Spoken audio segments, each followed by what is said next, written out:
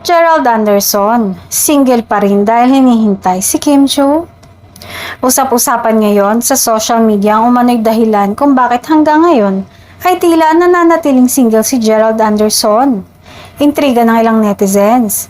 Posible kayang may special pa rin itong hinihintay. Muling umugong ang espekulasyon matapos balikan ng ilang fans ang mga panayam ni Gerald kung saan nabanggit nitong malaking papel ni Kim sa kanyang showbiz journey. Para sa ilan, tila may special na puwang pa rin umano ang aktres sa puso ng aktor.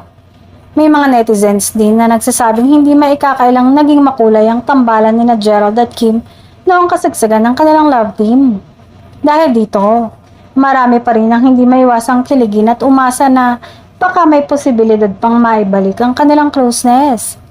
Mas lalo pang uminit ang usapan dahil sa ilang komento online na nagsasabing tila wala pa umanong nakakapantay sa naging koneksyon ni Gerald kay Kim.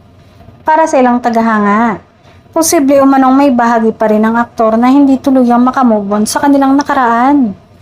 Gayunpaman, wala namang anumang pahayag si Gerald na si Kim ang tinutukoy nito. Maaari din namang pinipili lamang ng aktor na pagtuunan muna ng pansin ang kanyang karir at personal na buhay.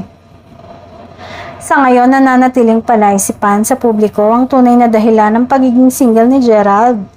Habang wala pang kumpirmasyon mula sa aktor, patuloy ang intriga ng netizens kung may pag-asa pa nga bang muling magtagpo ang landas nila ni Kim Chiu o mananatili na lamang itong isang magandang alaala ng nakaraan.